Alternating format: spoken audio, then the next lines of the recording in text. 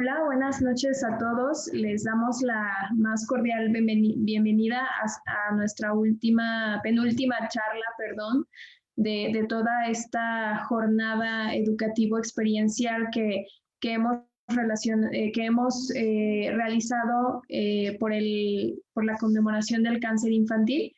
Estamos el día de hoy con la charla de cuidados paliativos pediátricos en casa con la doctora Yuriko Nakashima y la doctora Adriana Benítez. Voy a leer rápidamente la semblanza de la doctora Yuriko y posteriormente para cederles la palabra. La doctora Yuriko es pediatra, en práctica y privada y pediatra paliativista, coordinadora, en la actualidad ya es jefa de la unidad de cuidados paliativos pediátricos y del 2019 a la fecha es jefa de la Clínica del Dolor y Cuidados Paliativos del Hospital Civil Dr. Juan I. Menchaca en la ciudad de Guadalajara, Jalisco. También formó parte de la Mesa Interinstitucional de Enfermedades Raras del Estado de Jalisco y es miembro fundador de la Comisión Pediátrica de la Asociación Latinoamericana de Cuidados Paliativos. Entonces, bueno, vamos a proceder, le vamos a dar la palabra primero a la doctora Adi Benítez. Adelante, doctora. Hola, buenas noches a todos. Quiero agradecer este espacio. No sé si haya posibilidad de que me dejen compartir pantalla. ¿Sí? Sí. Agradecer este espacio para poder darles a conocer cuáles son las labores que nosotros realizamos todos los días con nuestros pacientes. Son pacientes de diversas enfermedades. El día de hoy vamos a contarles un poquito de esto. Vamos a ver.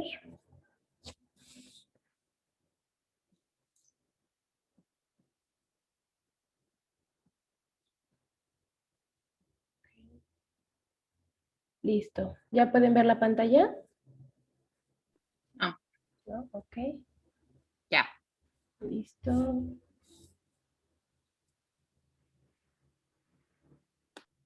Solo me deja ver la pizarra. No, ¿verdad? Se salió de nuevo. Se salió. Se salió.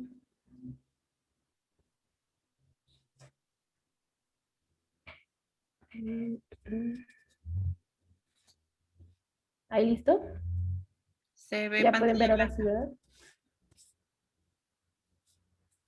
Ok.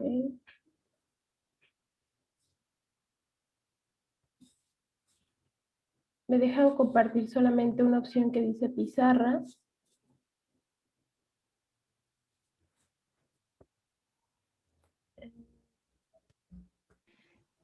Aquí sí me parece que pueden compartir varios participantes. Ok, a ver, veamos. ¿Ahí ya la pueden ver? No. ¿Ya abriste tu PowerPoint? Ya, está abierto. De hecho, yo puedo ver la pantalla, pero... Selecciona donde está la imagen de tu presentación. A ver si así. Dale doble clic sobre la imagen. A ver. Ya incluso estoy reproduciendo. No, ¿verdad? No. Sigue apareciendo la pizarra. Denme un minutito.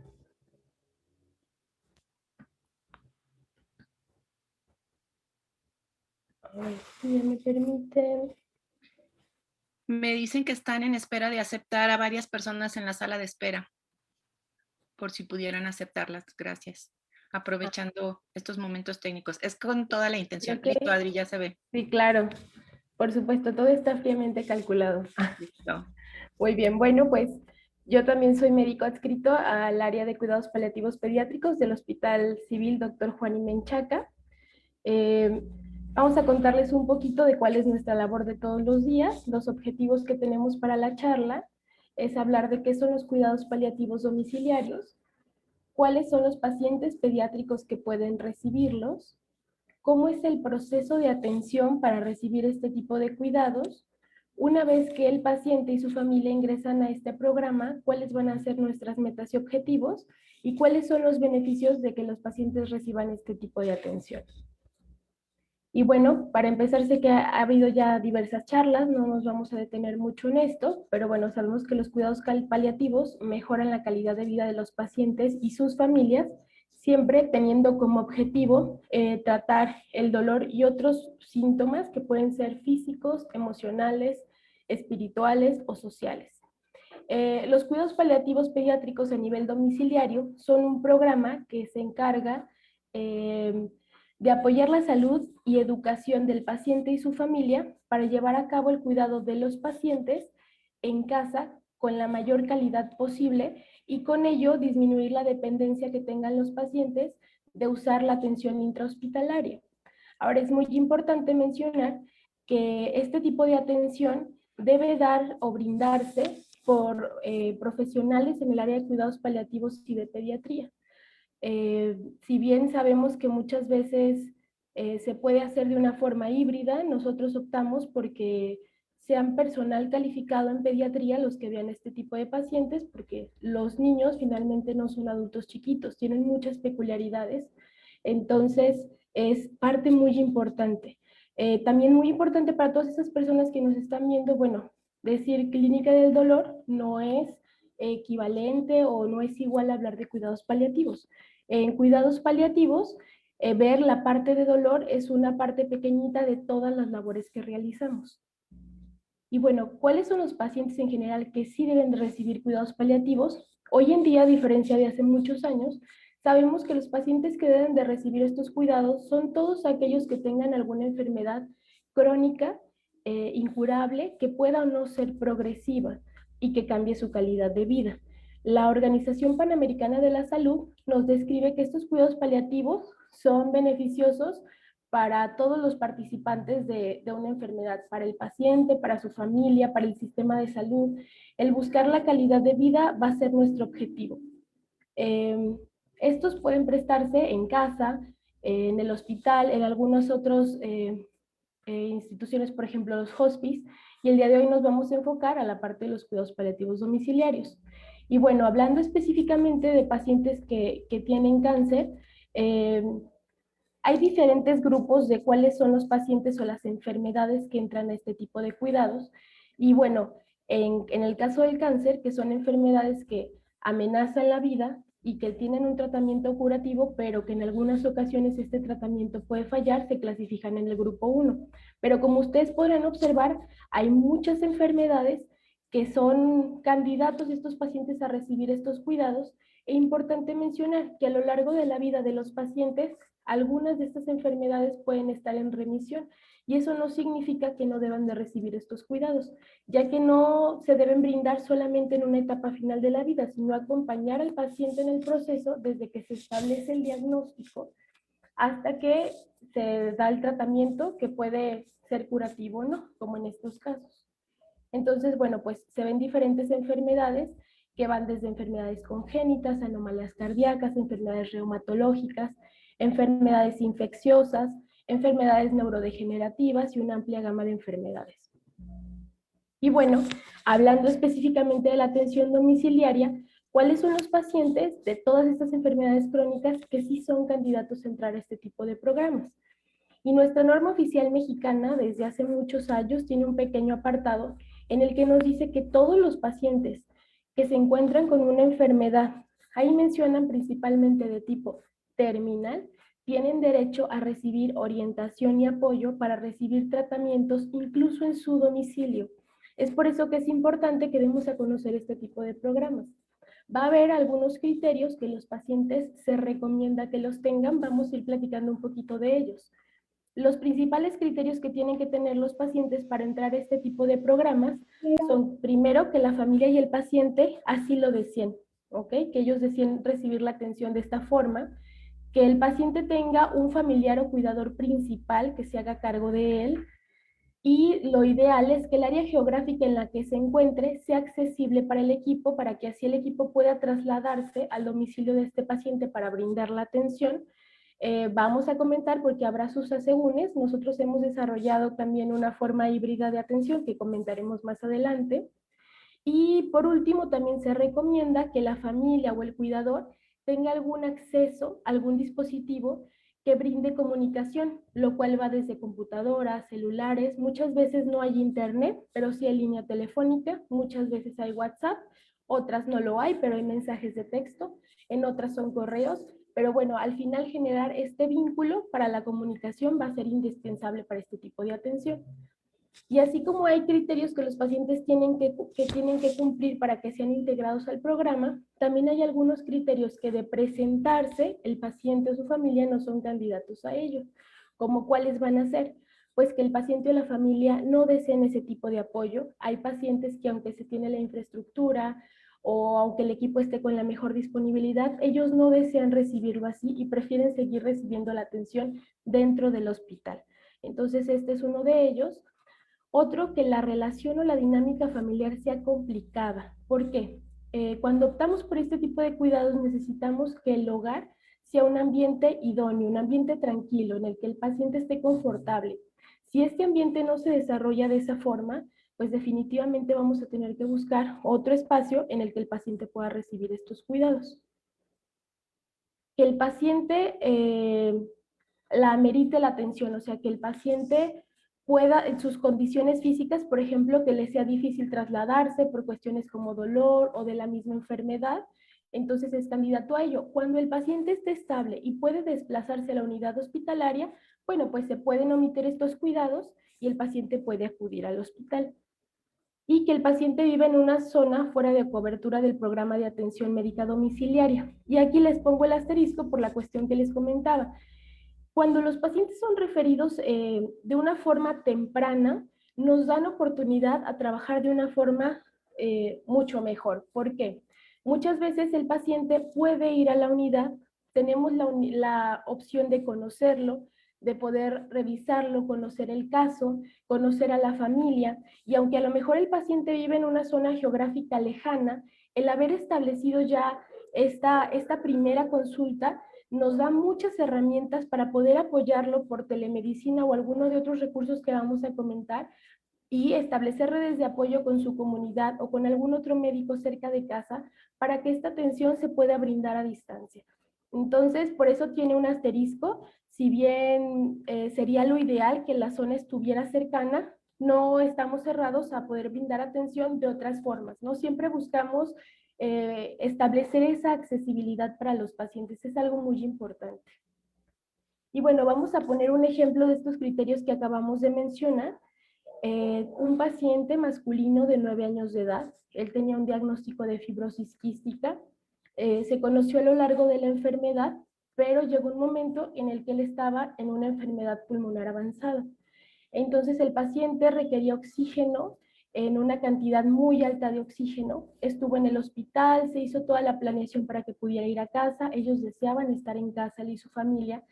Sin embargo, al ir a casa, empezaron a notar un factor que a lo mejor previamente no se había detectado, que es que su requerimiento de oxígeno era muy alto.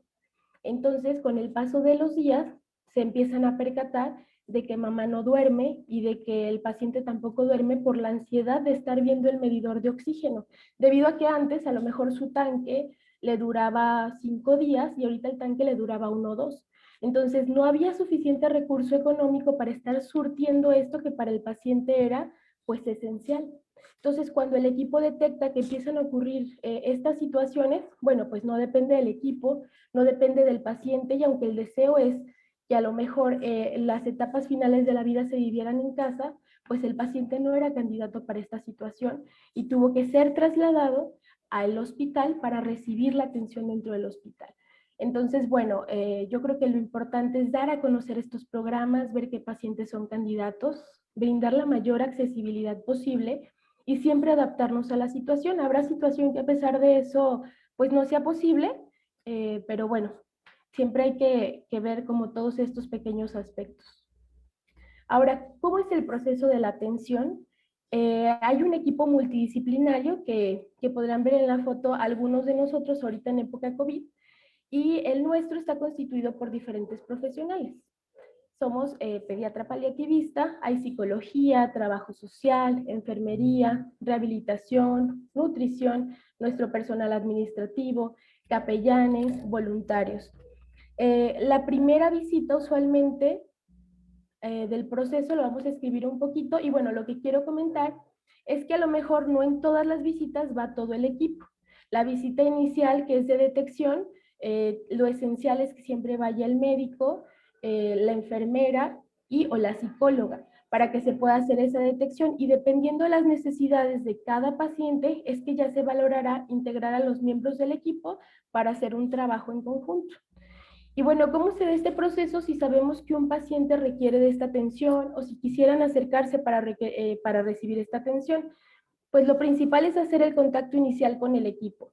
Esto usualmente lo pueden hacer o hemos logrado, por ejemplo, aquí en Guadalajara, que este contacto se haga con trabajo social, con los médicos vía correo electrónico.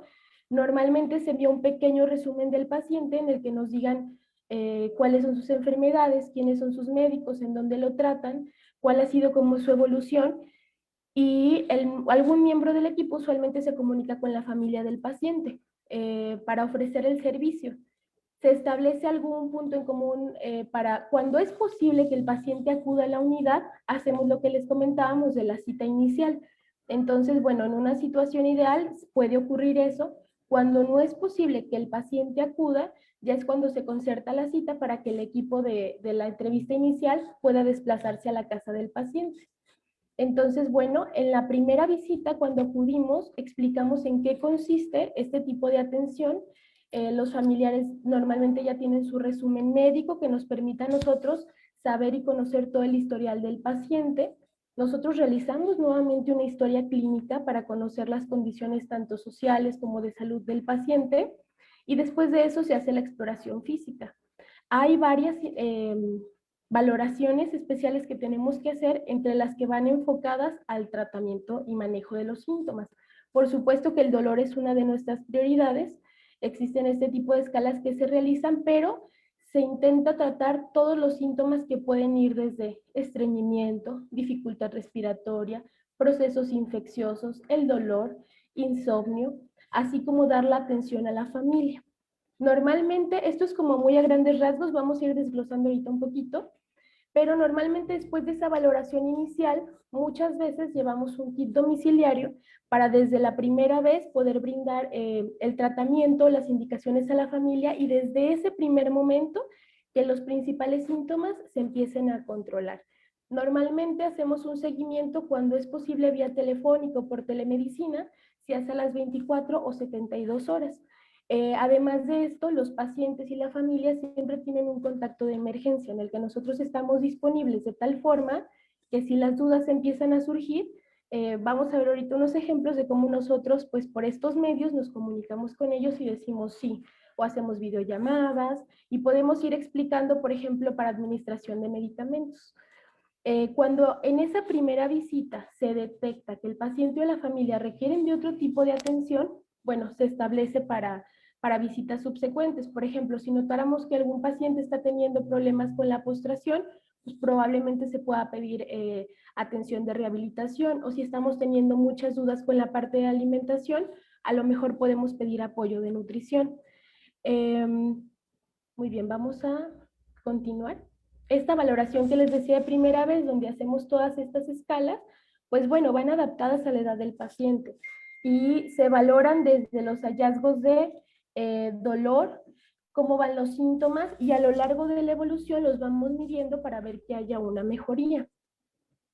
Muy importante, que aquí lo menciono en el punto 4, sabemos que estos cuidados no solamente son para el paciente, sino para la familia, y vamos a procurar siempre la salud del cuidador principal, porque sabemos que es esencial que ese familiar, esa mamá, ese papá, esa hermana, ese tío estén bien para que el paciente esté bien. Entonces hay diferentes test también que se pueden brindar, y después de esta valoración, con el apoyo del equipo, se instituyen desde técnicas para movilización de los pacientes, que a veces esas cosas nadie nos las explica cuando tenemos un paciente así en casa, cómo evitar complicaciones como úlceras, infecciones, cómo dar un baño en cama. Todo ese proceso se brinda un acompañamiento, porque muchas veces nunca habíamos vivido la experiencia de tener un familiar así en casa, y el tener todo este tipo de información que nos previene complicaciones, que nos previene un cansancio, desgaste del cuidador, en el que nos permite organizar a la familia para brindar las mejores condiciones de calidad de vida al paciente, pues es parte de esta labor. Son las escalas que aplicamos y, por ejemplo, vemos aquí del lado derecho cómo trabajamos con todos los síntomas y con el dolor. Entonces hay que ver también cuáles son los desencadenantes del dolor, con qué mejora el paciente. Muchas veces es muy curioso porque los pacientes suelen tener ya algún tipo de tratamiento para el dolor y el dolor no se controla. Entonces, muchas veces en la primera visita ellos están desesperanzados o pensando que esa parte no se va a poder controlar. Y cuando empezamos a trabajar realmente se dan cuenta de que no es que el tratamiento ya no funcione, sino que hay muchísimas cosas que se pueden hacer para mejorar esa calidad de vida, que puede ser días, meses, años, ¿no? Esa parte pues dependerá a cada paciente. Y bueno, ¿cuál va a ser nuestra meta por la que todos vamos a trabajar? Y va a ser el control del dolor total, que como les mencionaba va a ir más allá de solamente tratar ese dolor físico, ese dolor óseo, ese dolor a la presión, sino que también vamos a valorar otros aspectos como los aspectos emocionales, cómo se está sintiendo ese paciente, cómo se está sintiendo la familia, cómo podemos hacer para crear esas redes de apoyo y mejorar la atención que se brinde al paciente. La atención espiritual es muy importante, recordando que espiritualidad no es sinónimo de religión. Y ver cómo, con los aspectos sociales, cómo podemos crear alguna red de apoyo con la ayuda de todas las asociaciones y de la comunidad, pues para ayudar a estas familias. Entonces, parte de nuestra meta va a ser conocer al paciente, conocer a la familia, planear, hacer y repetir hasta que esos síntomas y todas estas situaciones pues mejoren, que encontremos ese punto en común. Les quiero compartir algo que a mí me marcó mucho. Sé que hay muchos mitos con respecto a los cuidados paliativos y estos comentarios que pongo aquí en específico son de algunos familiares, recientes la mayoría, de pacientes con enfermedades oncológicas. La mayoría manifestaban, estos comentarios se hicieron después de la primera vez que nos conocimos, y la mayoría manifestaban mucho temor cuando les dijeron que iban a ir a cuidados paliativos, porque ellos pensaban que el ir a cuidados paliativos era porque no había más que ofrecerle al paciente, o porque el tratamiento ya había fallado, o porque sus oncólogos iban a dejar de verlo.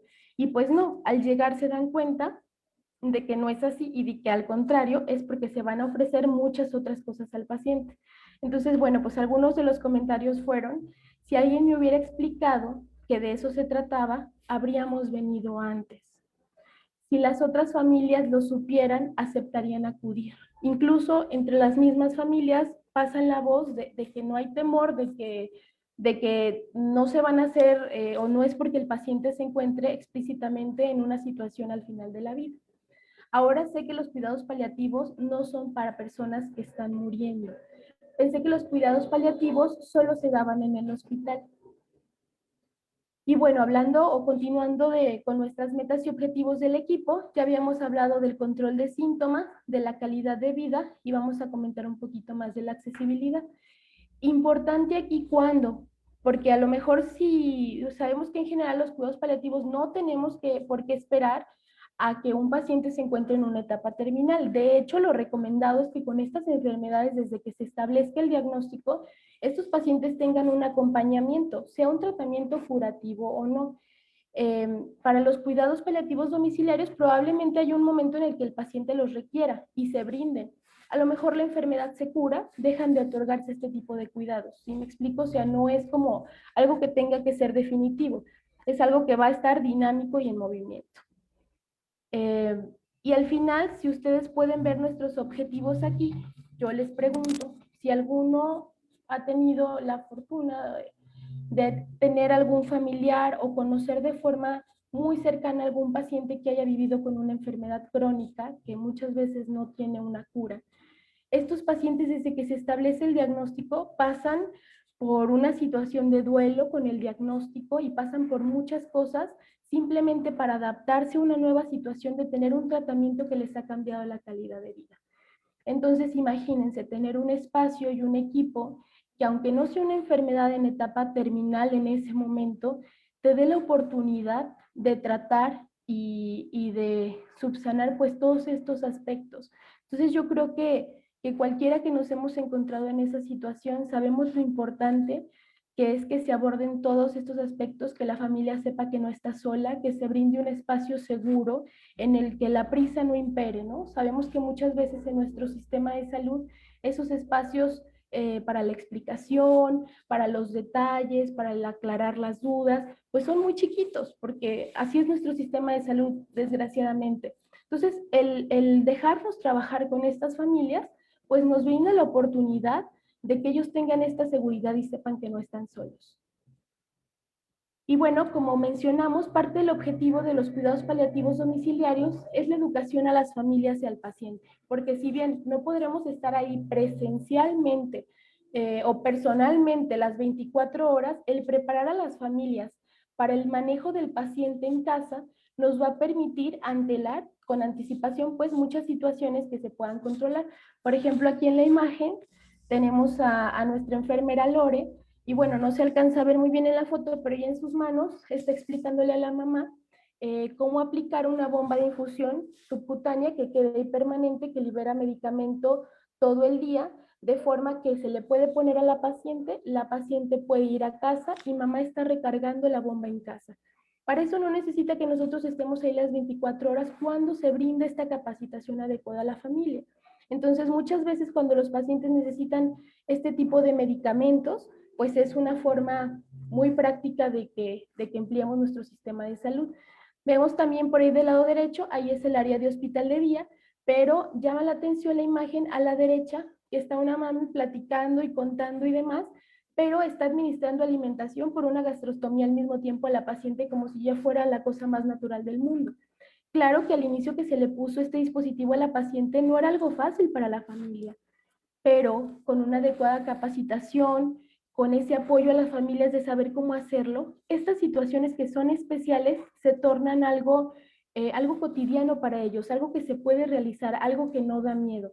Entonces, todos esos cuidados, les mencionaba desde el cuidado de cama, la movilización del paciente correcta para que el cuidador no se lastime, el evitar complicaciones como úlceras, todo esto es parte de las actividades que van sumando para los cuidados paliativos domiciliarios. Y bueno, por aquí dejo un ejemplo que a mí me encanta, es de la mamá de uno de nuestros pacientes, y el paciente tomaba, ya afortunadamente se han retirado muchos, 13 medicamentos. Entonces imagínense lo que es para una mamá que 2 meses después de que el niño está hospitalizado le digan, aquí está tu receta, ahí te van 12 medicamentos. Híjole, pues ¿en qué horarios, cómo, a qué hora? No voy a dormir, no voy a vivir, ¿a qué hora le voy a dar de comer? Entonces, bueno, se brindan calendarios para los papás con horario, haciendo los horarios lo más accesible posible para el paciente, o sea, para que el paciente reciba sus medicamentos cuando los necesita, pero a la vez también para que a las familias les sea más fácil la administración de todos estos medicamentos.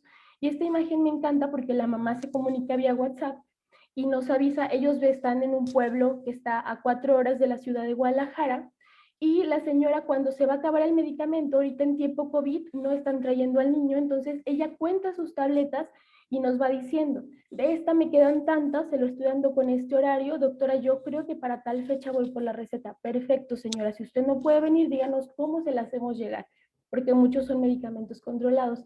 Entonces, este es uno de los ejemplos de cosas que podrían parecer a simple vista muy sencillas, pero que para estas familias en las que su dinámica ha cambiado tanto, son actos esenciales para buscar calidad de vida en ellos. Y bueno, hablando de mitos y realidades, también claro que está la parte de esos cuidados paliativos al final de la vida. Por supuesto que también son nuestra labor, ¿no? No es un mito. Nosotros siempre pensamos que el estar preparados cuando esas situaciones van a pasar es muy importante, pero es una parte muy pequeñita de todo el trabajo que hacemos. Entonces, bueno, aquí suele participar todo el equipo. Cuando se decide por la familia que este evento ocurre en casa y el equipo no puede estar físicamente presente, muchas veces echamos mano de la tecnología y estamos con ellos, aunque presencialmente en ocasiones no estemos ahí. Entonces, bueno, en estos momentos, ¿cuáles van a ser nuestros objetivos? Controlar síntomas, porque antes se tenía muy presente el mito de que parte de esa transición o del morir era doloroso y eso era esperado, y ahora sabemos que no hay necesidad de que esas situaciones sean de esa forma. El manejo en casa de los síntomas que el paciente va a ir presentando, el cómo cuidarlo, el cómo acompañarlo, el si se van a dar o no alimentos, el si se presentan complicaciones como en muchas enfermedades oncológicas que al final deciden ir a casa y presentan sangrados y pueden presentar convulsiones, el poder brindar una capacitación a la familia y el tener pues todas las herramientas en casa para que estos síntomas se manejen, que la familia sepa que no está sola en estos momentos complicados, es parte de la atención domiciliaria que se da. Normalmente, cuando estos momentos se acercan o cuando hay síntomas difíciles de controlar, también parte de lo que nosotros hacemos es dar un kit domiciliario, que es el que nuestra enfermera tenía en la foto, en el que van medicamentos que el paciente puede necesitar, dependiendo de su enfermedad, para controlar algunos síntomas. Entonces, a la familia se le enseña a administrar esos medicamentos por vías distintas, intrarrectal, oral, inyectada, para que se controle. Y bueno, también abordamos aspectos tanatológicos cuando estos momentos llegan y la situación no termina ahí, sino que una vez que el paciente llega a fallecer, se da acompañamiento a la familia también como parte del manejo de duelo. Y bueno, esta imagen que vemos aquí de Mónica Lalanda a mí me encanta porque nos dice que cuando la muerte ya es ineludible, la forma de morir sí es importante. Entonces, bueno, esto es una parte también pequeñita del resto de trabajo que nosotros hacemos. Y les quiero contar ahora sí un poquito más de ejemplos, pues de qué es lo que hemos estado haciendo principalmente los últimos meses, que como ustedes saben, todos nos hemos estado enfrentando un cambio en nuestras dinámicas de trabajo. Y bueno, a nosotros ahorita con la cuestión del COVID, por parte del hospital como tal, no había autorización para la atención domiciliaria, pero bueno, eso no nos impidió el seguir trabajando porque nuestros pacientes seguían requiriendo de la atención. Y bueno, hizo que todo el equipo aprendiera y se preparara desde usar equipos de protección y demás para brindar esta atención. Pero ¿qué hemos estado haciendo en estos casos en específico? O cuando, por ejemplo, igual las familias decían, híjole, es que cómo traigo un médico que está trabajando en el hospital, que a lo mejor está expuesto a COVID, a mi casa con mi niño que yo estoy protegiendo mucho de ese tipo de infecciones. Entonces, bueno, en estos casos es cuando echábamos manos de la tecnología. Cuando era posible, lo ideal es que al menos una valoración se haga presencial por el equipo para conocerlos, para conocer al paciente. Y después de eso, bueno, pues ahora sí empleamos parte de la telemedicina que vamos a comentar ahorita. Y el otro aspecto es la accesibilidad, que si bien les comentaba, para nosotros es muy importante. Por ejemplo, tenemos el caso de una de nuestras pacientes, acababa de cumplir 1 año de edad. Ella tenía una enfermedad congénita, un síndrome de Donoghue. Y bueno, cuando empezaron a aparecer las complicaciones, los papás decidieron que querían dar el manejo de su paciente en casa.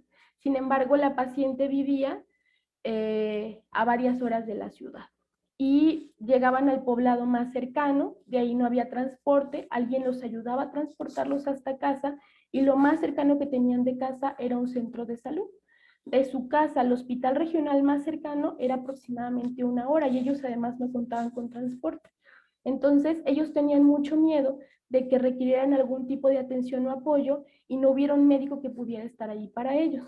Y bueno, nos dimos a la tarea, que es algo muy frecuente que hagamos, de que el equipo contacta al hospital regional que le queda cerca y al centro de salud que le queda cerca, porque el hacer este tipo de redes permite que los médicos también se sientan apoyados.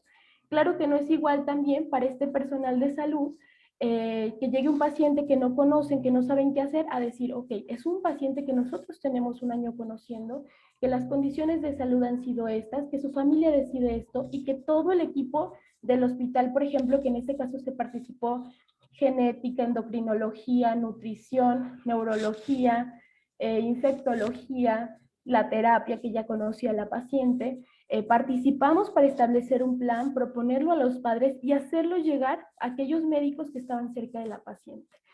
Esta paciente, cuando se acercó el momento de su muerte, mamá dice, quiero que sea en el hospital cercano, para que mi familia no tenga que desplazarse hasta Guadalajara, y ella estaba sola en casa, no quería que ocurriera así el deceso. Entonces se trasladan al hospital más cercano. El médico ya conocía el caso, estuvimos en contacto todo el tiempo y de esa forma sé que a lo mejor pues lo ideal es que hubiéramos podido estar ahí. Desgraciadamente todavía no nos podemos dividir en pedacitos, que créanme que si pudiéramos, estoy segura de que también la doctora Yuriko lo haría. Y bueno, es una forma de brindar accesibilidad, ¿no? Siempre buscar este tipo de recursos para que los pacientes sepan que aunque están lejos, estamos con ellos. Y con la cuestión de telemedicina, les puse algunos ejemplos literalmente sacados de mi celular, en el que vemos en la primera imagen, pues ustedes están viendo, es WhatsApp, la mamá tiene sus medicamentos. Obviamente todo esto es previo a una capacitación de los padres, pero a veces en ese momento de las capacitaciones, claro que están abrumados, son muchas cosas, es mucha información, y por supuesto que llegando a casa va a haber dudas. Entonces, literalmente explicamos de nuevo, ¿de acuerdo? Es de tal medicamento, vamos a cargar la bomba con tanto, vas a poner tanto de esto y tanto de esto. Recuerdo que en aquel momento me dijo, tengo confusión, yo pienso una cosa, mi esposo otra, ¿podemos hablar? Por supuesto, videollamada.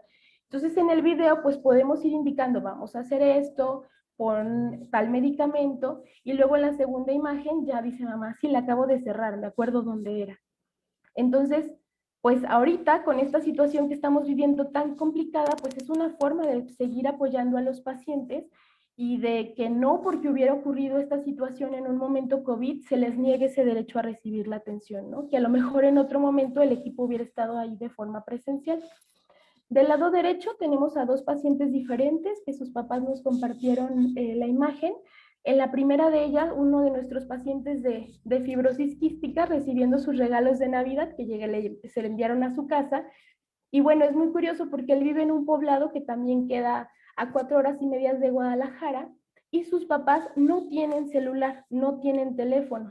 Para poder decirnos que le había llegado la información o cuando mamá se comunica, una de las vecinas lo presta. Entonces, la vecina lo graba, le presta el celular a la mamá y se comunica para decirnos, mire doctora, llegó todo, llegaron los medicamentos.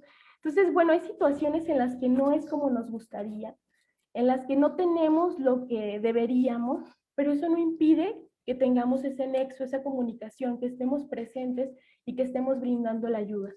En la otra de las imágenes vemos también mamá desde casa diciéndonos, hoy es un buen día, hoy amaneció muy bien, hoy ha comido, hoy no hay dolor, ¿no? Entonces, ese tipo de cosas hacen saber a la familia que tiene apoyo, ¿no?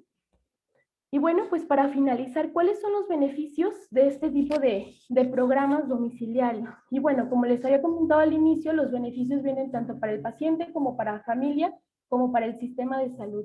Lo principal, desde mi punto de vista, son los beneficios para el paciente. Y es que muchas veces los niños desde pequeñitos dicen, es que mamá, yo quiero estar en casa. Y es que ellos lo saben, y es que su decisión es muy importante. Entonces, esa parte de tener comodidad en su ambiente conocido, del poder continuar con sus rutinas, aunque a lo mejor sepamos que la evolución no ha sido la más favorable, de estar cerca de sus seres queridos, de tener esa opción de alimentación que a ellos les gusta, que es variada, de tener una flexibilidad de horarios y evitar los traslados. Cuando esto se logra y el paciente tiene un buen control de síntomas, híjole, es que pues no hay necesidad, ¿no? de ese traslado, de ir al hospital. Para la familia, porque el brindar esa opción de la participación activa en el cuidado del paciente, que puede ir desde los hermanitos, porque es muy curioso cómo los niños desde muy pequeñitos ayudan a mamá, muchos a preparar el medicamento, a decir en lo que, mamá, en lo que tú preparas el alimento, yo lo voy a cuidar. Toda esa parte de cuidados que se dan en el que participa la familia es muy importante. La familia puede organizar sus tiempos, tenemos oportunidad de también saber que el cuidador está bien o de intentar tener la mejor infraestructura y organización para procurar a nuestro cuidador. Y bueno, cuando hay voluntades anticipadas del paciente, pues estas puedan ser llevadas a cabo tal cual se desea, ¿no? Y ya como yo lo veo como un beneficio extra, pues para el sistema de salud que se disminuyen hospitalizaciones que pueden ser largas, que pueden generar altos costos, y se evita el encarnizamiento terapéutico cuando estas decisiones son anticipadas. Entonces, bueno, creo que por mi parte sería todo. Los voy a dejar con la doctora Yuriko para que continúe con la charla. Doctora Adri, felicidades, impresionante todo lo que están haciendo en la unidad. Tengo la fortuna de conocerla en Guadalajara y cuando entras es un mundo mágico de todo lo que representa. Solamente una pregunta antes de continuar con la doctora Yuriko. Para usted, ¿cuáles son los retos que tiene los cuidados paliativos en nuestro país? Ok, yo creo que el principal son esos mitos, ¿no? Ese temor que tenemos muchas veces, algo que es desconocido o que hace muchos años se tomaba como una última opción. Entonces yo creo que principalmente el saber que no es una última opción, que no es cuando no hay nada más que hacer y que tampoco es cuando el tratamiento curativo falló. Porque como les contaba, cuando podemos hacerlo desde un diagnóstico de cualquier enfermedad que sea crónica, híjole, el trabajo que se puede hacer con la familia cambia la calidad de vida de verdad. Entonces creo que ese es el principal reto. Por eso para nosotros es tan importante estos espacios en los que podemos dar a conocer en realidad en qué consiste nuestro trabajo y desmitificar, ¿no? Entonces, bueno, pues agradezco nuevamente el espacio. Yo quiero agregar una cosita a lo que estaba diciendo Adri. Parte también de estos retos a los que nos enfrentamos como paliativistas es que no tenemos un presupuesto etiquetado, ¿sí? Por ejemplo, hay cierta cantidad de presupuesto para los pacientes con cáncer o ya están visibles ante la situación pública, ¿no? Ante la opinión pública. Sin embargo, muchos de nuestros pacientes que no son oncológicos, que son más del 70% de los pacientes que nosotros vemos y que vienen de otro tipo de enfermedades y que requieren cuidados paliativos, no tenemos esta parte. Entonces, creo que también ese es uno de los grandes retos. Ahora que llegó COVID, es eso, llegó COVID, se incluyó a lo que ya había, no es que COVID sustituyera a lo que ya estaba. Sí, o sea, tenemos esa gran cantidad de niños que requieren cuidados paliativos, más aparte se están agregando ahora estos nuevos casos. Entonces, yo creo que es todo un gran reto para los sistemas de salud el apoyo a los cuidados paliativos. ¿Sí? Ahorita vemos precisamente con esto de COVID cuántas casas no están hospitalizadas por este tipo de situaciones. Si hubiera un desarrollo masivo de los cuidados paliativos, yo creo que mucha de la gente que está en casa y que ha fallecido en casa lo hubiera hecho en una condición más digna, ¿sí? He sabido de muchos pacientes que no han tenido una atención digna durante su enfermedad estando en casa porque no tenemos un sistema que lo esté soportando. Pero creo que siempre es tiempo de poder hacer cosas. Nosotros siempre tenemos un lema en cuidados paliativos de que siempre hay algo que se pueda hacer y esta no va a ser la excepción, ¿no?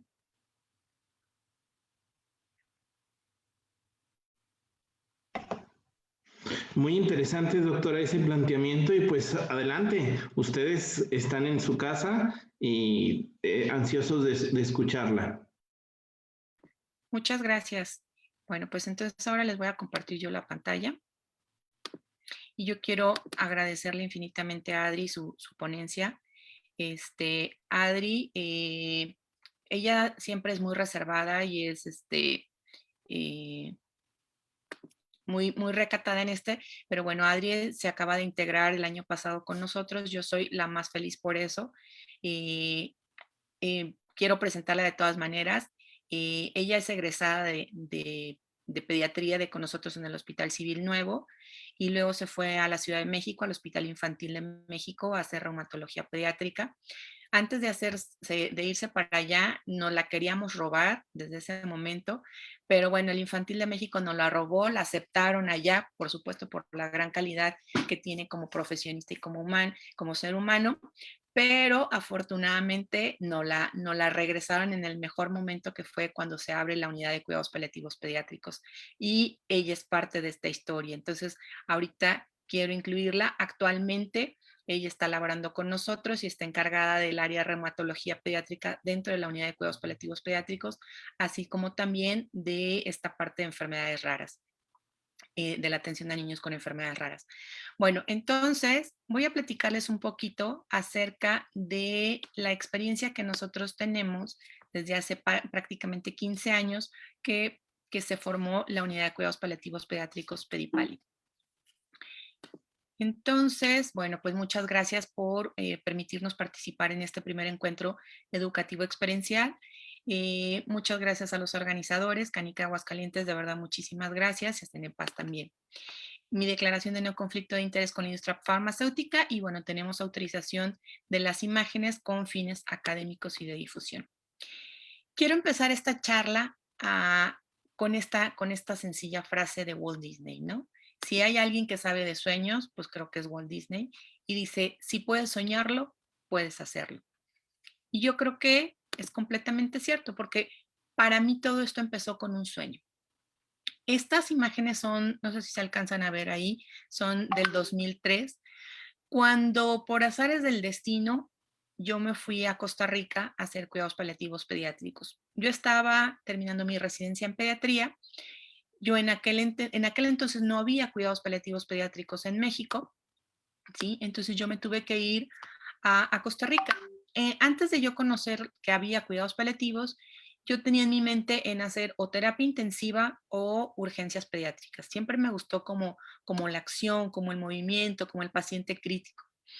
Y por ese gusto siempre me enviaban a los servicios de choque, donde había este tipo de pacientes que eran o la terapia intensiva o precisamente el área de oncohematología pediátrica. Y estando una vez en el área de hematología pediátrica, veo que se acerca una persona externa al hospital y le pregunto a una de las enfermeras, ¿quién es ese señor que está con ese paciente? Porque ese paciente era un paciente que estaba en una etapa terminal, me acuerdo que era un adolescente de 15 años, y yo veía que hablaba como muy pausado y muy calmado. Y entonces me dijeron, es un tanatólogo que viene a acompañarlo. Y yo dije, ¿un tana qué? No, pues un tanatólogo. Y bueno, pues me puse a estudiar qué era la tanatología. Y de ahí me llevó a lo que eran los cuidados paliativos. Entonces yo empiezo a buscar cuidados paliativos en México y hablaban mucho sobre algología. Y yo quería cuidados paliativos pediátricos en México. Y en aquel momento no había nada. Entonces, no había nada reportado porque ahora que conozco esto, sé que mucha gente antes estuvo trabajando desde la parte de la algología pediátrica y los inicios de los cuidados paliativos pediátricos también en la Ciudad de México. Entonces es así cuando yo contacto a la doctora Lisbeth Quesada, que ella es mi mentora y ella es una de las pioneras de los cuidados paliativos pediátricos en toda América Latina. Entonces yo le solicito una rotación en Albergue San Gabriel, ¿sí? Que trabaja de manera conjunta con el Hospital Nacional de Niños de Costa Rica y me acepta para una rotación. Y entonces es así como empieza este sueño. Entonces yo llego al Albergue San Gabriel y literalmente, digo, no sé si se ve a mi cursor, esta era mi habitación, ¿sí? Y estas eran partes del albergue, ¿no? Un área de usos múltiples y de estimulación multisensorial, un área de ludoterapia, ¿sí? Unos consultorios médicos, una parte de como una escuelita, una cafetería, una cocineta. Y entonces yo decía, esto yo quiero hacerlo en México. A mí me gustaría que esto pudiera estar en México. Y como les digo, estaba muy de la mano con el Hospital Nacional de Niños de Costa Rica, ¿sí? Y esta era la camionetita con la que nos íbamos a visitas domiciliarias. Costa Rica es un país chiquititito, es del tamaño de Guadalajara. Entonces, cuando hacíamos visitas domiciliarias, literalmente podíamos ir de costa a costa en un día. ¿Sí? Atravesábamos del Pacífico al Atlántico en un día. Entonces, ellos tienen una cobertura nacional de cuidados paliativos pediátricos, cosa que en México, pues obviamente es muy complicado poder hacer. Entonces, yo también decía, bueno, esto de la visita domiciliaria yo también lo quiero hacer. En la parte superior de la pantalla ven el equipo de la doctora Lisbeth Quesada. Entonces yo veía que tenía médicos, que tenía enfermeras, que tenía psicólogos, los capellanes, los voluntarios. Y luego tuve la oportunidad también de conocer a el equipo de la doctora Rosa María Germ, de la doctora Punchi, en Argentina. Y era un equipo diferente. Era un equipo meramente hospitalario. Y entonces su dinámica era un poco diferente. Entonces yo decía, ¿qué es lo que voy a hacer? Porque yo quiero replicar esto en mi país, pero no tengo esto. Entonces, fue así como yo me integro al Hospital Civil Juan y Menchaca. En aquel momento estaba el doctor Kumasawa, y en paz descanse, como director. Y él me dijo, ok, vas a empezar en el área de la consulta de pediatría, algunos meses porque te necesito ahí y después te voy a bajar al área de cuidados paliativos de adultos. No me pidas más, no hay presupuesto para nada más, trabaja con lo que tengas ahí. Y pues así empecé, ¿sí? Con lo que tenía. En aquel momento solamente teníamos pasantes, pasante de medicina, pasante de psicología y pasante de enfermería. Que dicho sea de paso, Hortensia, que fue nuestra primer pasante de psicología, actualmente es la encargada de psicología del área de Pedipal. Nos tardó prácticamente 14 años en poderla contratar, pero esa es parte de la historia. Y bueno, como entonces a mí me dijeron, no pidas más, trabaja con lo que tengas, fue que yo empiezo a tratar de diseñar un equipo a través de pasantes. Pero entonces, ¿cómo hacer un modelo de una subespecialidad con chicos que apenas están haciendo, ahora sí que sus pininos dentro de su rama básica? Entonces, era una capacitación intensa porque cada cierto tiempo nos cambiaban de pasantes, entonces yo tenía que volver a reeducar, a reeducar, a reeducar. Entonces, me quedaba a mí muy claro que la parte de la educación es esencial. Pero finalmente, todos ellos han sido semillitas que, por ejemplo, el doctor Marco ahora es un cardiólogo, ¿sí? Eli, que es nutrióloga, Sofi, que es cirujana, que diga, es médico de estético. Entonces, cada uno iba sembrando sus semillitas y cuando tenía pacientes de cuidados paliativos, aunque fueran de adultos, los empezaban a derivar tempranamente. Entonces, para mí me daba por bien servida que eso fuera así. Entonces, nosotros con este tipo de proyecto y con este tipo de atención empezamos a crecer dentro del hospital. Al principio, la gran mayoría de nuestros pacientes eran oncológicos, ¿sí? Y veíamos también pura hospitalización. Veíamos pacientes en las terapias intensivas y después empezamos a ver un poquito pacientes que eran no oncológicos, ¿sí? Me acuerdo perfectamente que el primer mes que yo estuve en hospital, solamente tuve un paciente, porque en aquel momento, así como lo platicaba Adi, tenían este mito de que solamente era para el paciente oncológico en situación terminal.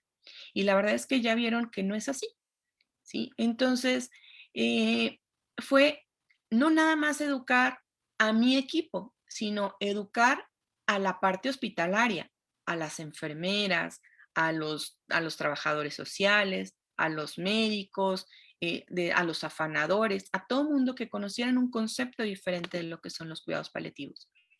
Y fue así como empezamos a crecer. Esta foto de arriba, ¿sí? En la parte superior izquierda de la pantalla, fue la primera visita domiciliaria foránea que se hizo. ¿Cómo fue eso? Algo muy importante para poder desarrollar un proyecto de cuidados paliativos o cualquier proyecto se llama voluntad, ¿sí? Voluntad más el conocimiento.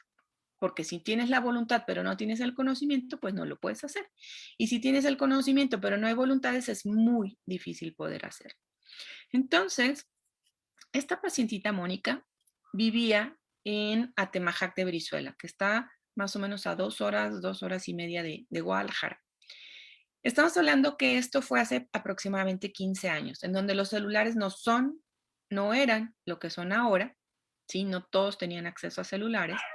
Y recuerdo perfectamente que mis pasantes de enfermería y medicina dijeron, nosotros queremos ir a ver a Moni, nosotros queremos ir a ayudarla, entonces queremos pedirle permiso. ¿Nos apoya o nos vamos sin permiso?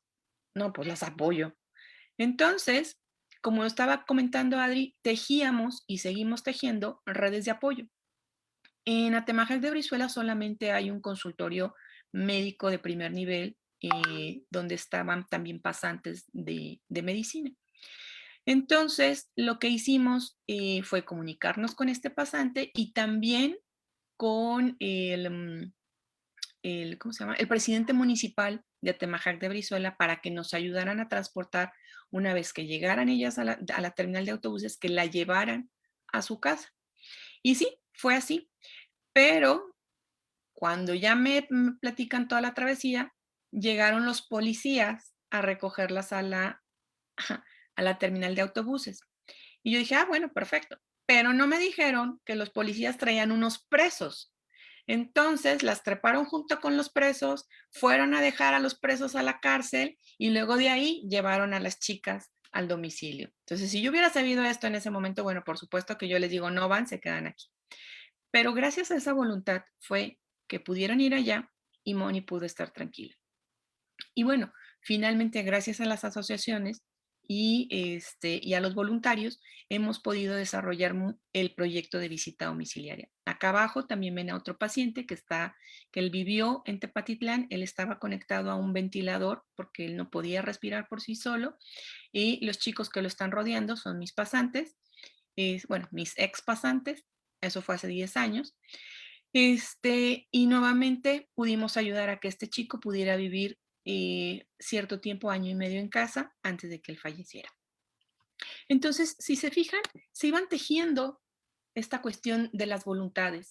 Y como yo les decía, algo muy importante para poder hacer algún tipo de proyectos es el conocimiento. ¿Y qué era para mí ese conocimiento? Bueno, el estar acompañado por los expertos. Ahí estoy con mis maestras, con la doctora Lisbeth Quesada, con la doctora Rosa María Germ, con la doctora Ruth Kiman, ¿sí? Costa Rica y Argentina, que siempre desde mis inicios jamás me han dejado. Si yo de repente tengo alguna duda, ya 15 años después, oye, Punchi, ¿qué hago? Oye, Ruti, ¿qué hago? Doctora Lisbeth, ¿cómo le hacemos? Ellas me siguen contestando, seguimos teniendo ese enlace, que para mí ha sido muy, muy valioso.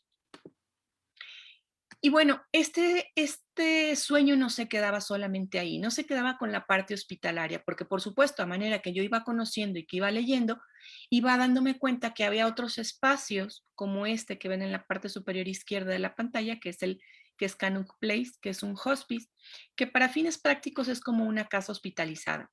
Las imágenes que ven ahí son de la parte interna de este lugar, ¿sí? En donde incluso si ven en la parte inferior derecha, hay una habitación familiar en donde puede estar el paciente, los papás y los hermanos acompañando en la fase final de una enfermedad.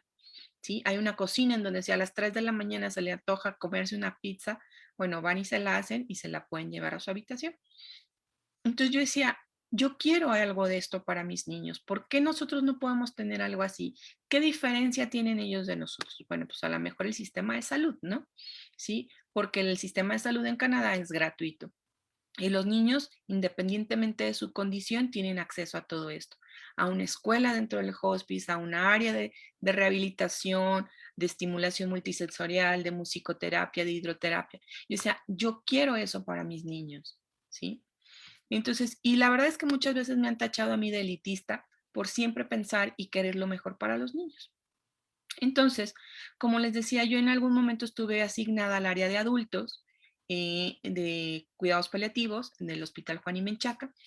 Y bueno, aquí les pongo esta noria, esta rueda de la fortuna, en donde así como hay veces que estás abajo y luego estás hasta mero arriba, de repente estás hasta mero arriba y te vas hasta abajo, ¿no? Y bueno, pasó que por situaciones eh, ajenas a mí, de alguna manera, deciden que yo ya no debo formar parte del área de adultos, ¿sí? Entonces me mandan nuevamente a pediatría, pero yo dije, bueno, yo tengo que seguir. O sea, si no lo voy a hacer ahí, en donde yo ya tenía mi consultorio propio, en donde tenía un área de hospital de día que podía meter a los niños, no importaba si estaban mezclados con los adultos, donde tenía una sala de juntas, una cocineta, un personal administrativo, de enfermeras, psicólogas, y de repente me veo sola en un consultorio que eran 3 por 2,5, sin enfermera, sin psicóloga, sin trabajadora social, sin nada. Pude rescatar una pasante de medicina y dije, si yo les digo a los pacientes que siempre hay algo que hacer, aquí también siempre hay algo que hacer. Y así lo vamos a hacer. Entonces, fue así como empezamos a trabajar, ¿sí? En un consultorio pequeñito, en donde yo estaba encargada de toda la dispensación de opioides para las áreas de pediatría, que eran urgencias, piso 3, piso 4, piso 7 y la terapia intensiva, ¿no? Perdón, las urgencias. Y aparte, solamente tenía 2 horas de consulta el lunes, 2 horas el martes y 2 horas el viernes. Y lo demás, pues, o en los pasillos o como podía, ¿sí? O me iba a las visitas domiciliarias o me iba a apoyar a centro médico como un tipo de visita domiciliaria, porque en centro médico yo sé que todavía no había cuidados paliativos pediátricos. Entonces, pues si se ven, después empezó a crecer mi familia de pasantes y vemos que en la mesita de exploración, pues la utilizábamos también de área de revisión de expedientes, para hacer trabajo administrativo, ¿sí? O mientras unos estaban haciendo recetas, la otra estaba entreteniendo al niño, explicándole a los papás, etcétera, etcétera. Entonces, literalmente nos partíamos como en cachitos y hacíamos que las cosas sucedieran. A veces no teníamos una infraestructura para la atención, pero nos hacíamos nuestra infraestructura. O sea, me trepaba ahí en el banco para poder canalizar, para poderme subir, para hacer curaciones, ¿sí? O a veces tenía que pedir espacios como se ve en la parte derecha de la pantalla.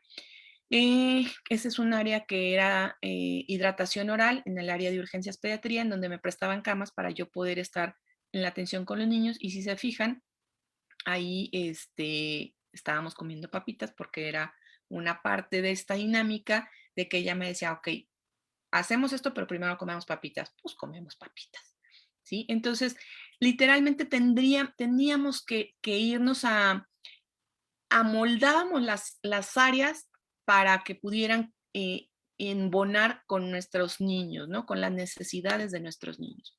Y a pesar de eso, a pesar de tener recortado personal, a pesar de no tener esa infraestructura, empezamos a desarrollar más proyectos, como el proyecto de cuidado paliativo perinatal, en donde empezábamos a ver esos bebés desde antes de nacer, cuando se detectaban malformaciones que pudieran ser incompatibles con la vida o que tendrían alguna enfermedad que los pudiera llevar a la muerte en poco tiempo, pudimos desarrollar eso. Entonces, fue el caso de Dominic, de este bebé, fue el primero en cuidado paliativo perinatal, en donde logramos que en un hospital público pudiera entrar el papá a la cesárea de su bebé para darle la bienvenida y para poderlo despedir, ¿sí? Igual acá con Dianita y bueno, también es Christopher, ¿no? Entonces, podíamos hacer como ese tipo de cosas. Seguíamos amoldando el hospital a las necesidades de nuestros niños, buscando esa dignidad, ¿no? Entonces, de ser un grupo donde eran puros pasantes, ¿sí? Empezamos a crecer. Y entonces tuve la oportunidad de ir también a Minneapolis y yo veía que tenían estas capillas que eran ecuménicas, que tenían estos carritos que iban pasando con sus carritos por los cuartos y llevaban medicinas complementarias, llevaban aromaterapia y llevaban oraciones y que les daban reiki y cosas así. Yo decía, ¿y por qué yo no puedo tener eso en mi hospital? ¿Sí? Y pasaba yo por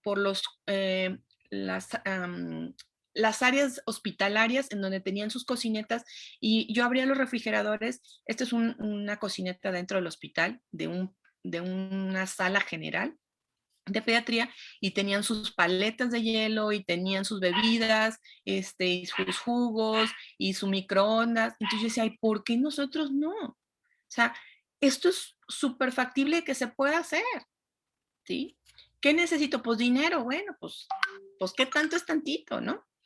Entonces, yo veía esos espacios limpios, bonitos, adecuados para los niños, ¿sí? Con sus juguetes, que no fueran colores tristes, que no fueran colores, si ya de por sí la enfermedad te deprime, ¿por qué tienes que hacer un ambiente deprimente? O sea, muchos me dicen, es que es un color institucional. Bueno, pues si el instituto lo dice así, pues cambien la parte donde dice eso, ¿sí? O sea, ¿quién me dice que realmente ese color deprimente gris, cárcel, ¿sí? Tiene que ser así y es mejor para los niños. O sea, hay que modificar ideas. Este es un muro que también está en una de las capillas en el hospital de Kansas City, donde dice la certificación en bioética pediátrica, en donde cada quien ponía una oración por su familiar, por su paciente, o simplemente ya se metían a orar o podían hacer la oración de estas cartitas que tenían ahí para orar por más personas. Esta es la entrada del Children's Mercy de Kansas City, que les comentaba que fui a hacer mi rotación. Yo decía, ¿y por qué no podemos tener eso? ¿Sí? Esta parte de acá es la tienda de regalos que está dentro del hospital. ¿Sí? Entonces yo decía, pues yo quiero aunque sea la tienda de regalos como unidad, o sea, no me importa, o sea, yo quiero algo lindo para estos niños, o sea, estos niños son niños, están enfermos, pero son niños, tenemos que tratarlos como niños. Y bueno, hicimos muchas cosas, incluso llegamos a llevar a personajes que, bueno, lo único que nos dejó es su frase, ¿sí? De imaginémonos cosas cheap, ¿sí? En algún momento comentó que iba a padrinar a la unidad de cuidados paliativos. No digo que no lo ha hecho, sin embargo, sigo esperando esa parte del apadrinamiento. Todavía no se muere, entonces espero que en algún momento llegue ese apadrinamiento, ¿verdad? No decimos que no lo haya hecho. Y entonces, yo decía, yo quiero que cuando tengamos el espacio de cuidados paliativos para los niños, sea como un Disneylandia. Como esta tienda de juguetes o de regalos que yo me encontré en Kansas City, yo quiero que sea algo así, una cosa linda. Y bueno, finalmente, como dice Walt Disney, si lo sueñas, lo puedes llegar a hacer. Y competimos para hacer un proyecto porque había un cubo de luz, ¿sí? Adentro del área alrededor del área de enseñanza, que son 352 metros cuadrados. Entonces compitieron 17 proyectos para ver cuál era más factible de poderlo tener. Como yo digo, hay diosidencias, porque las coincidencias pues son más chiquitas, ¿sí? Y la que a nosotros nos tocó fue una diosidencia. Curiosamente, cuando se iba a abrir esta convocatoria, a mí me habla una amiga de la secundaria y me dice, oye, ¿sabes qué? Porque yo ya les había practicado que en algún momento yo quería hacer algo de esto. Dice, tengo un cuñado que quiero que conozcas porque te va a presentar a un amigo que es empresario y tiene la posibilidad de apoyarte con la unidad. Y yo dije, va. Dice, mañana te tienes que presentar a las 12:35 en su oficina y tienes que estar puntual. Y yo así, ok, sí. Afortunadamente estaba de vacaciones, entonces podía moverme. Y yo ya tenía más o menos este plano en mi mente y tal. Entonces, cuando llego y le platico y me dice, ok, yo te voy a ayudar. Y resulta que en ese momento en que yo estoy ahí, me doy cuenta que es uno de los grandes benefactores de los hospitales civiles, sin yo saber quién era esa persona con la que estaba hablando. Hasta el final que yo hablé, dice, tráiganme la carpeta que tengo en tal lado, porque ahí tengo el proyecto de la autora. Y yo así, pues, ¿de dónde, no? Dice, es del Hospital Civil Nuevo, ¿cierto? Sí. Ah, bueno, pues sí. A mí me pasaron ese proyecto y tal, y yo te voy a ayudar. Lo único que yo te voy a pedir es que defiendas ese proyecto. Y le dije, ¿nada más eso? Nada más. Ah, pues ya estuvo, ya se hizo la machaca. Entonces, así fue. Y literalmente eso es lo que hemos estado haciendo. Desde el primer momento que se cerró ese espacio, ¿sí? Si se ven, era un cubo de luz, todos los días, bueno, de lunes a viernes, que era el día que yo estoy en el hospital, todos los días íbamos, ¿sí? Y todos los días tomábamos fotos. Entonces, literalmente yo me metí, ¿sí? O sea, a veces teníamos que hacer la puertita así porque pues se supone que eso nada más es para las arquitectas en aquel momento y para los pintores, electricistas y todo, pero era tanta mi insistencia que después pues nos hicimos compas y ya me dejaban entrar y yo les decía, ok, ¿saben qué?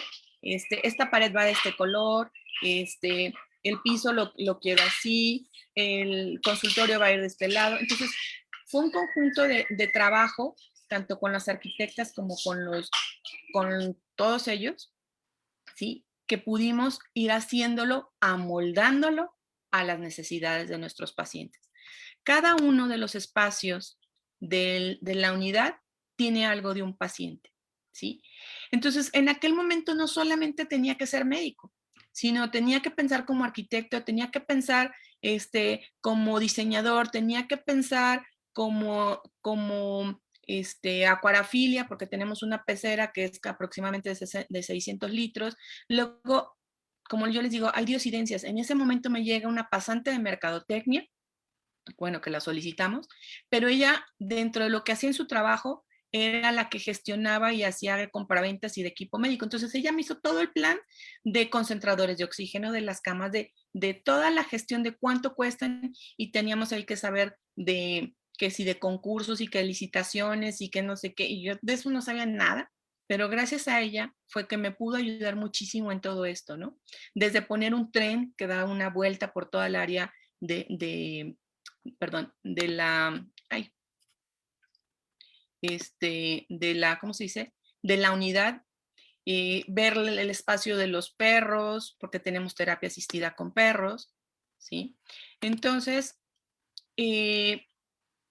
ahí llegamos a esta conclusión de que todos nuestros sueños pueden convertirse en realidad si tenemos la valentía de perseguirlos, que finalmente fue lo que me dijo nuestro benefactor, ¿sí?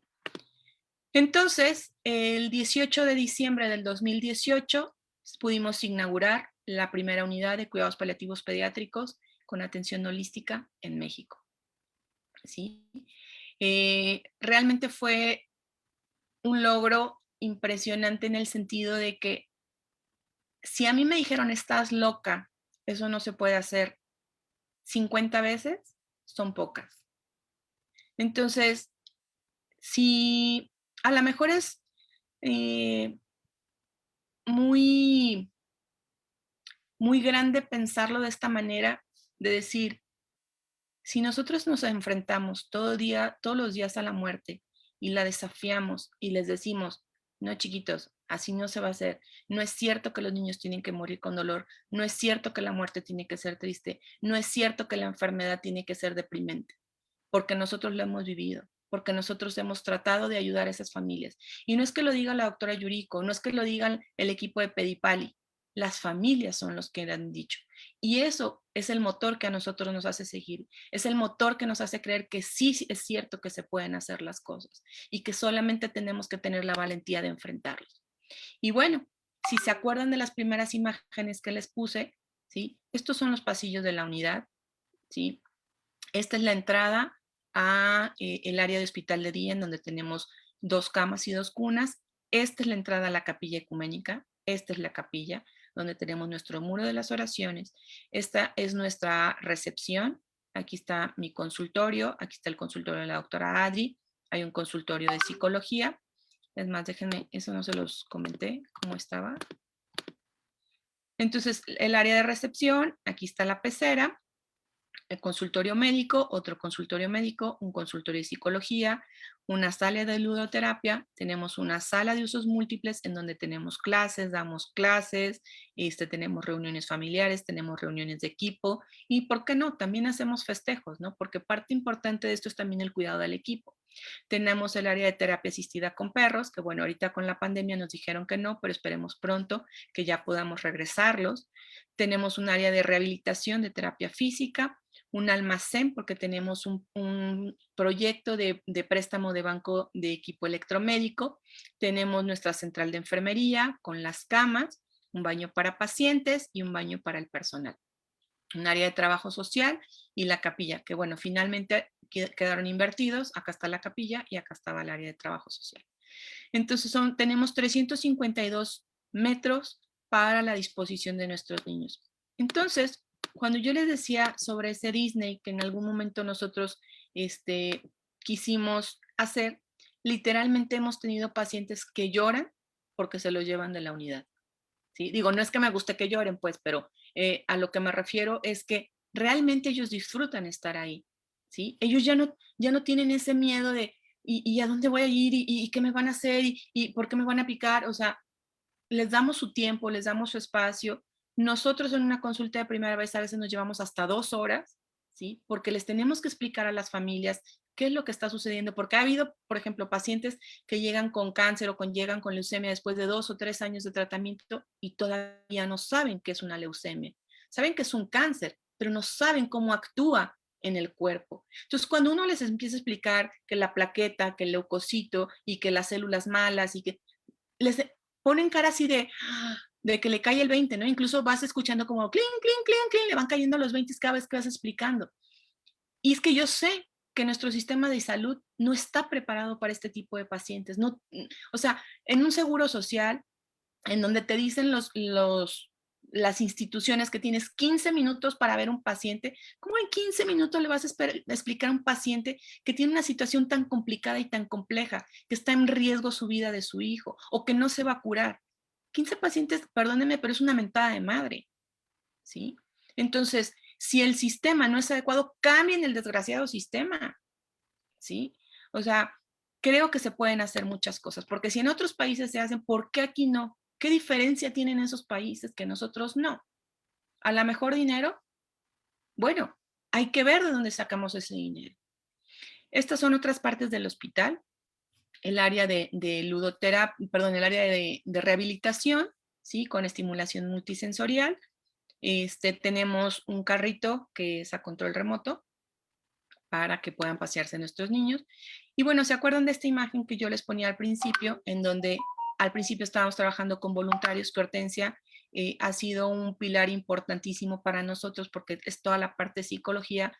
Ella nos brindó durante 14 años de manera incondicional su trabajo. Literalmente estuvo 10 años con nosotros trabajando 8 horas diarias sin cobrar un solo centavo. Entonces, bendito sea Dios, y gracias a las autoridades que tuvieron esta sensibilidad de entender la importancia de su trabajo, y ahora forma parte ya de nuestro staff.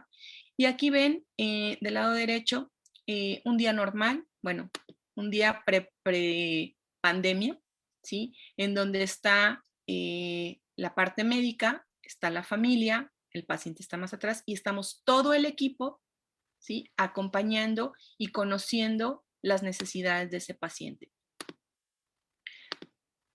Entonces, yo les digo a todos los que tengan un proyecto, independientemente si es de cuidados paliativos, pediátricos, es de alguno. Primera, piensa, créalo en tu mente, sueña, pero lo más importante, atrévete. Va a haber N cantidad de personas que te van a decir que no se puede, ¿sí? Atrévete a decirles que sí se puede. Y bueno, pues esta historia continúa y esperamos que pronto yo ya me pueda reintegrar a las labores. Estoy en resguardo domiciliario por la cuestión de la pandemia, pero yo sé que mi equipo está haciendo un trabajo increíble. Yo sigo haciendo trabajo desde casa. Y bueno, pues yo quiero agradecer públicamente a todo mi equipo, a la doctora Adriana por el liderazgo que ha tenido.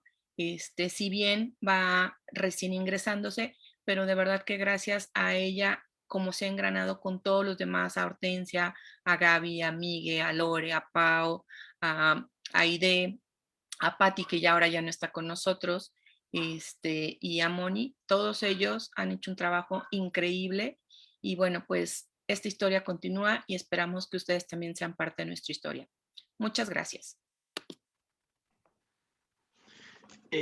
Inspirador, doctora Yuriko, todo lo que hace. He tenido la fortuna de estar con usted platicando en vivo, de conocer las instalaciones y que es súper impresionante todo lo que ha generado y todos estos retos, toda esta historia que ya nos había compartido. También es importante que la gente lo conozca y que sepa que efectivamente, pues, las limitaciones en muchas ocasiones, el sistema siempre va a estar con limitaciones. Aquí mismo en Canica nos hemos encontrado con muchas limitaciones y una serie de complicaciones, pero siempre seguimos adelante y como usted lo dice, tal vez te tachen de loco y tal vez te tachen de muchas cosas, pero siempre está ahí los resultados.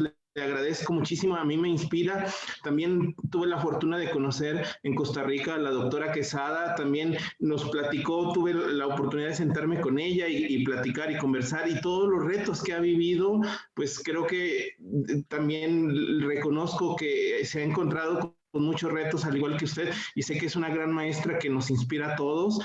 Muchísimas gracias. Gracias, doctora. Me quedo contento, me quedo agradecido y impresionado de todo lo que ustedes han hecho. Ya estamos en tiempo, no sé si quieran agregar algo más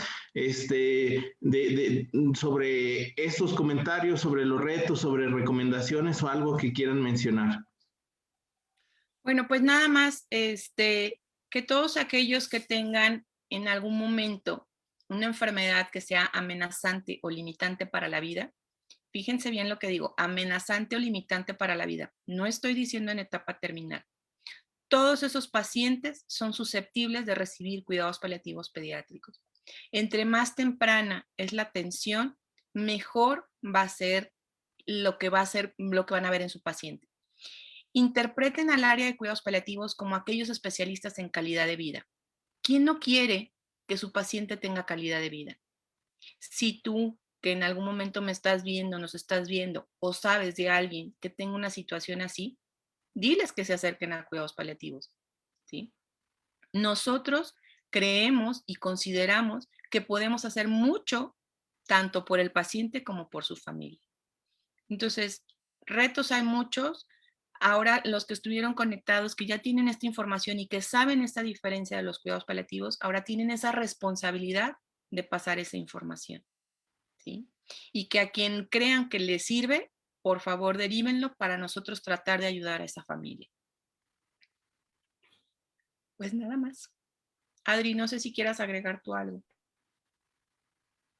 Pues nuevamente agradecer el espacio.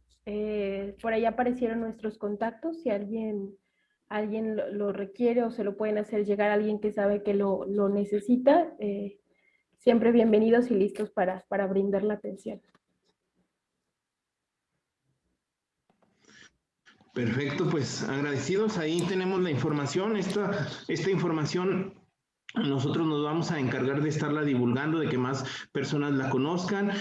Siempre esa es la intención al hacer este tipo de charlas, de que más personas conozcan y quiten todo eso, cuestiones que la gente piensa acerca de los cuidados paliativos. Les agradezco de antemano todo lo que han hecho en esta charla. Doctora Yuriko, doctora Benítez, Meli también, que se sumó a la charla y que está con nosotros. Pues por mi parte sería todo, siempre contento y agradecido, y pues le recordamos que el día de mañana es nuestra última charla del mes. Estaremos ya hablando de la procuración de fondos en las organizaciones de la sociedad civil, que usted ya nos dio una cátedra de todo lo que es esto. Y pues para nosotros, en nombre de Canica Aguascalientes, les agradecemos. Esto recordemos que es en colaboración de Cenepaz, de la maestra María Fernanda, y pues totales agradecimientos. Espero verla pronto en Guadalajara, doctora. Ya estamos ansiosos de vernos allá en la unidad. Cuídense mucho, que pasen buenas noches. Buenas noches, muchas gracias. Buenas noches, gracias. Gracias, Adiós. buenas noches.